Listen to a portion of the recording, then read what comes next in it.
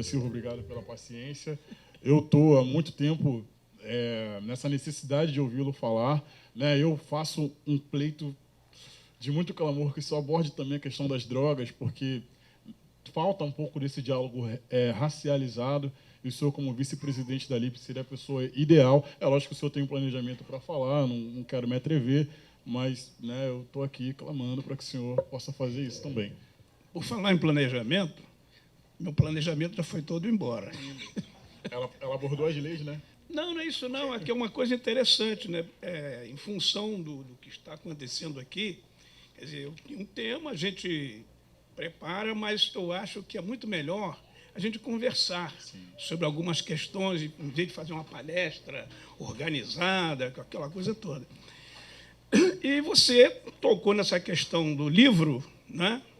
Aí eu vou falar sobre o livro, que é mais produtivo. Né? O que aconteceu com esse livro? Corria o ano de 1988. E aqui no nosso país, quer dizer, vocês imaginam, são 20, quantos anos atrás? 27, né? 7 anos atrás. Ainda estava na mesa da discussão a ideia de que nós éramos uma democracia racial, que aqui não havia diferença, que esse negócio de discriminação, de racismo, isso era coisa de americano. Então, naquele momento, a sociedade brasileira queria aproveitar os 100 anos da abolição para fazer um grande oba-oba, chamando para comemorar o oba-oba os negros.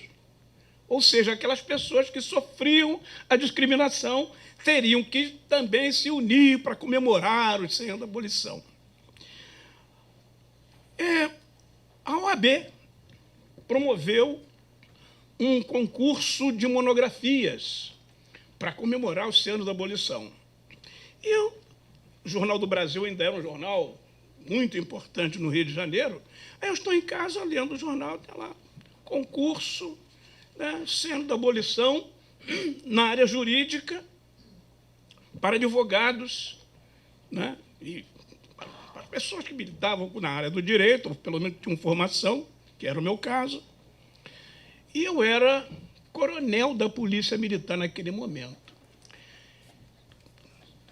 Como eu já era coronel, a Polícia Militar não tem general, eu já tinha atingido o último posto da carreira da Polícia Militar. Porque se eu falasse o que eu estava falando naquele momento, como major, não chegaria a tenente-coronel, porque as promoções são por merecimento. E se eu falasse, né, o que eu passei a falar a partir dali, como tenente-coronel, eu não chegaria a coronel mesmo. Então, mas eu tinha muito material guardado. Então, vocês vejam só como é que o patrulhamento, como é que o tabu, quer dizer, aquela proibição de um tema que era em toda a sociedade, vocês imaginem dentro das Forças Armadas e dentro das forças policiais militares.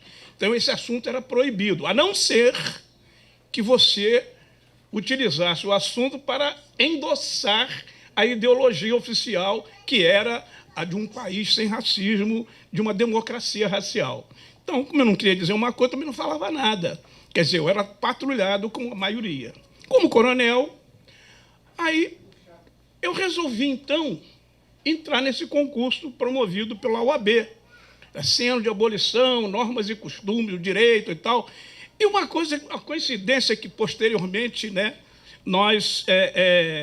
eu vinha saber isso muitos anos depois, não conhecia o Carlos Alberto. Um dia, conheci esta figura maravilhosa que é o meu grande amigo, Carlos Alberto Medeiros. Aí disse assim: Jorge, você sabia? Eu estava na banca que escolheu sua monografia. Coincidentemente, a OAB tinha chamado, fez parte da comissão que escolheu as monografias. E a minha monografia foi vencedora. E eu vou confessar aqui um pecado, um pecadilho, não é um pecado muito grande. A OAB oferecia, na época, um prêmio em dinheiro muito gordo. Né? E a publicação das 3 melhores monografias num livro. Muito bem. Eu aí digo assim, bom, mas como a gente está no Brasil, ainda, né, eu não estava em outro lugar, tinha que entregar a monografia, as monografias tinham que ser entregues sem identificação do autor. Mas eu imaginei, mas vem cá, será que na hora de entregar não vai ter alguém lá para dar uma cruzinha? Essa é de negro, essa é de branco.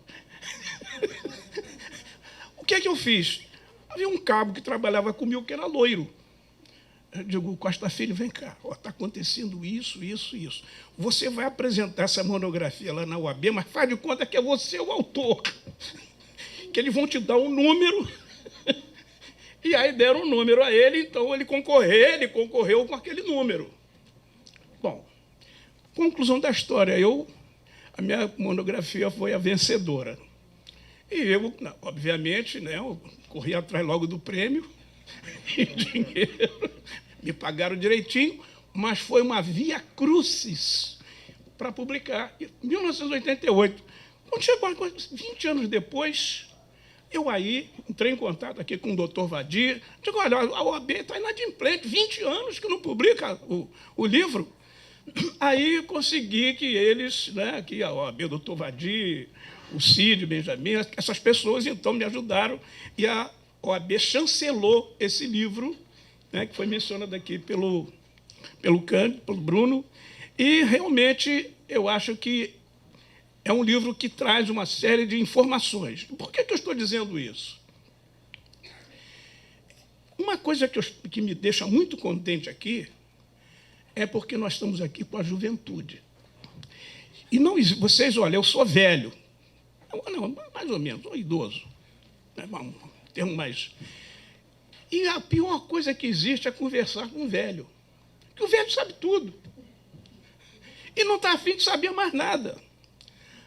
Então, quando você conversa com o jovem arregala cada olho que ele quer saber como é que é, ele quer, né? Ele está aberto para novas informações, para novas ideias, para reflexões. Então, eu fico muito contente de estar nesse ambiente, que é um ambiente majoritariamente de jovens. Bom, e por que a gente tem que levar isso em conta?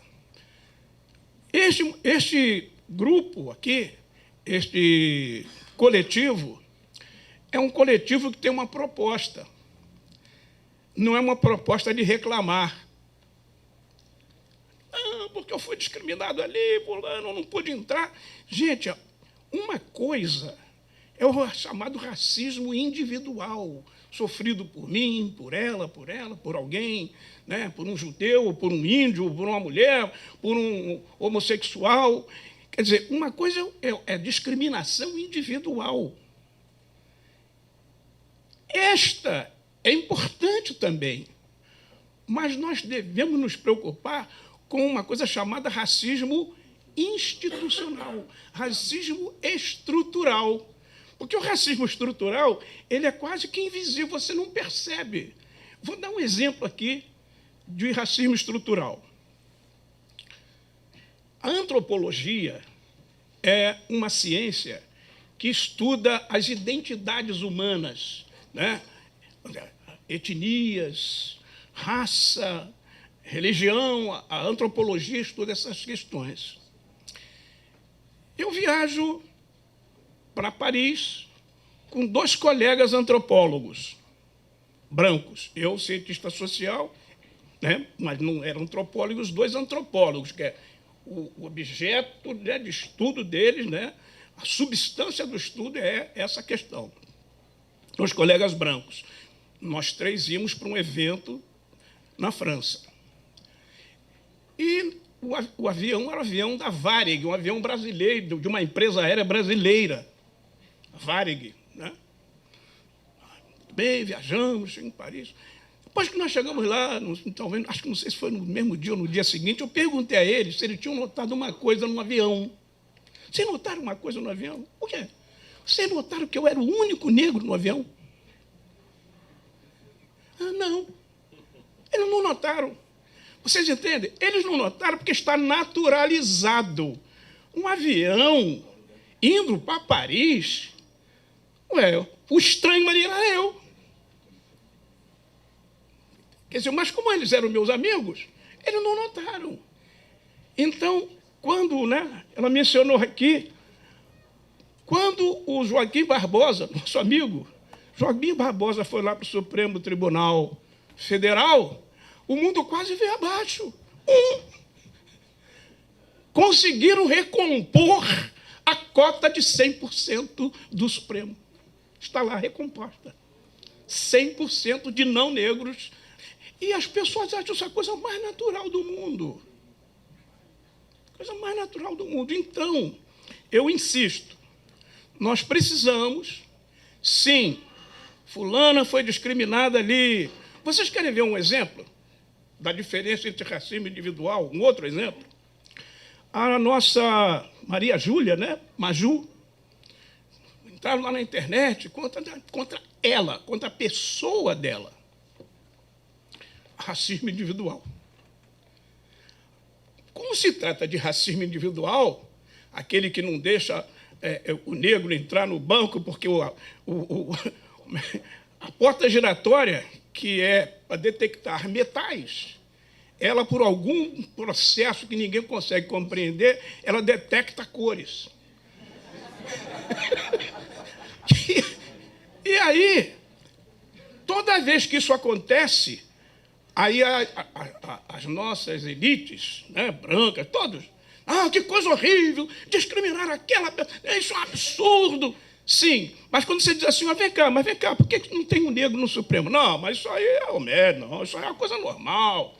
Vem cá, nós temos um país em que a nossa diplomacia vai para todos os países do mundo com pessoas brancas dizerem que aqui não tem discriminação. Quer dizer, diplomatas brancos, em sua esmagadora maioria, deve ter lá uns 2 ou 3 gatos pingados, negros, que inclusive, vão para a África Negra, afirmar na África Negra, eles brancos, que o Brasil é uma democracia racial. E nós vamos engolindo isso sempre em cima dos casos isolados. Discriminou a Maju. Aí eu pergunto, qual é a linha ideológica da Rede Globo de televisão? Sabe quem dirige a Rede Globo de televisão? Ali Campbell, que é uma pessoa contra as cotas, contra a ação afirmativa, ou seja, a linha editorial da TV Globo ela é contra o racismo estrutural. Mas quando há uma discriminação individual, aí eles se apresentam, que coisa horrível. Aí eu pergunto, a questão da Maria Júlia, da Maju, não é a questão dela. O problema é o seguinte, quantas Maria Júlias há na televisão? Essa que é a questão. Qual é o percentual de jovens negros, negras, nas novelas, na televisão, no noticiário? Qual é o percentual? Esta que é a questão fundamental. Então, a gente tem que realmente se preocupar com as questões individuais, mas a questão estrutural e a questão institucional, como diria lá o Carmichael, né, o ativista norte-americano, que essa distinção é de São Stockley Carmichael. Quer dizer, essa mudou depois. Quer dizer, então o que acontece? As pessoas não me iludem. Quando, não, as coisas discriminaram a moça, não deixaram subir do elevador, mas foi só naquele prédio? Não, os prédios todos fazem isso. Não, eu não quero saber desse caso, eu quero saber, cá, e os prédios do Brasil inteiro, como é que vai ser? Não, agora vem lá na Bahia, negócio do Olodum, não pode, o branco não vem cá, mas pode entrar lá no clube português? Pode entrar no clube espanhol? Ué, você pode ter aqui um grupo, né, rua de italianos, o clube de italiano, clube não sei o quê, clube dos espanhóis, mas não pode ter um clube de negro. Aí está errado. Olha só que coisa interessante no Brasil. Nós aqui temos ítalo-brasileiros, luso-brasileiros, mas bastou que a Constituição colocasse lá mas que afro-brasileiro? As pessoas não podem. Pode ter luso-brasileiro, pode ter ítalo-brasileiro, nipo-brasileiro, pode ter tudo mais. Afro, não. Então, porque isso é estrutural. Então, eu acho que cuidado para não embarcarem na canoa do racismo individual. É preciso, sim. E tem aqui uma coisa que... agora até o CIAP pediu para... Guia de luta contra a intolerância religiosa e o racismo. Eu estou falando tudo isso, mas esse guia de luta, que né, está aqui o Semone, que não me deixa mentir sozinho. Guia de luta contra a intolerância religiosa e o racismo, e lá que me pediram agora para fazer uma nova edição, mas antes de que saia, vocês podem entrar no meu site, vai lá na livros, lá tem esse guia de luta. Aqui tem todas as providências possíveis para casos de racismo individual, e até coletivo também. Então, com relação ao livro, não. O livro é mais um livro que, como ele falou, é para poder trazer dados objetivos sobre essa questão. Por que eu estou falando isso? Porque não basta ser negro para falar de racismo. Né? Várias vezes, lá no IPCN mesmo, você ia lá para fazer uma palestra, para levar esses dados, outros dados, aí um companheiro, não, porque eu acho... Aí te interrompia, fazia uma palestra só de coisa que não tinha nada a ver. Não, porque aconteceu comigo, que eu vi. Aí você tinha que ficar escutando uma palestra de uma pessoa que não tinha lido nada. Ou seja, o empoderamento que vocês estão querendo proporcionar à juventude é o empoderamento do conhecimento da questão. É preciso conhecer a história, é preciso saber, por exemplo, que a lei do ventre livre não libertou ninguém, que foi uma mentira, né? Porque o artigo 1º da chamada lei do ventre livre, o artigo 1º foi para todos os livros didáticos, mas o parágrafo 1º do artigo 1º, isso a historiografia nacional excluiu. Os historiadores excluíram o parágrafo 1º, que dizia o seguinte: só aos 21 anos completos. Quer dizer, ele nascia livre, mas o senhor tinha que alimentá-lo até os 8 anos. Ué, o que você vai fazer? Jogar na vala? Tinha que alimentar, a não ser que ele libertasse a mãe, a escrava. Então, o filho da mulher escrava nascia livre. Que maravilha! Quantas vezes todos nós ouvimos, agora, a partir de agora, todos nasceram livres. Mentira! Mentira repassada por gerações e mais gerações. Eu fui conferir nos livros das minhas filhas. Estava lá a mesma balela. E ainda tem mais um detalhe, que é de 1871, a abolição foi em 1888, quer dizer, ninguém completou 22 anos. Ou seja, ninguém ficou livre com a chamada lei do ventre livre. É mentira pura. E a lei do sexagenário? Sexagenário, né? 65 anos no mínimo, para ficar livre. E vão escondendo tudo isso. Eu me perderia aqui. Só que estas são informações objetivas. E nós que discutimos essas questões, precisamos ter informações objetivas para derrubar os argumentos das pessoas, né? Até você estava falando, né, daquela... Né, como discutir com um fascista, né? Um livro que está para ser lançado aí, que deve ser... É para isso, para você poder discutir com dados com essas pessoas, porque, gente, esta questão, né, nós estamos aqui tratando sobre de quê? De uma questão política. Essa questão não é jurídica. Essa questão não é jurídica. Essa questão é questão política. Porque as leis, né, e a prática do sistema, a lei e a prática são construções humanas. São construções humanas das pessoas que detêm o poder, que raramente tem uma pessoa negra nesses lugares para construir a lei e praticar a lei. Gostaria de saber sua opinião sobre o modo como o crime de racismo vem sendo enfrentado na sociedade e, se possível, sugestões alinhadas com a explanação sobre a importância do combate ao racismo estrutural. Eu falei aqui inicialmente sobre esse livreto que vai ser reeditado lá pelo CEAP, né? Guia de luta contra a intolerância religiosa e o racismo, que é uma coisa interessante. Nós temos grupos de negros que lutam contra o racismo, mas são intolerantes com a questão da religião. Olha aí. Não dá. Não dá.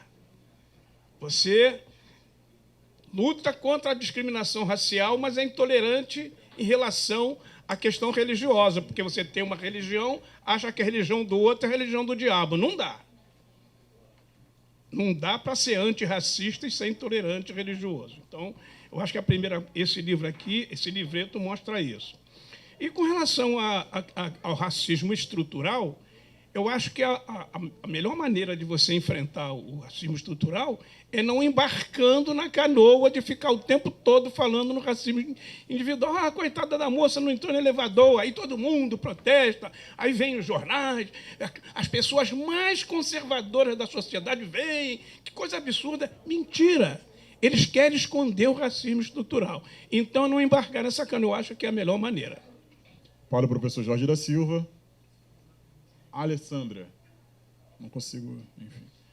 Num contexto social complicado, onde temos o atropelo inconstitucional da aprovação da lei da maioridade penal, o deputado Laerte Bessa, PR do Distrito Federal, fala em identificar ainda no útero a tendência à criminalidade, impedindo deste modo a mãe de dar à luz. Como fica a questão da segurança pública e a juventude negra, considerando o extermínio desses jovens? Muito, muito interessante essa pergunta, porque eu vou olhar de cabeça. Eu tinha colocado aqui, o que você acha, por exemplo, de um governador que diz assim,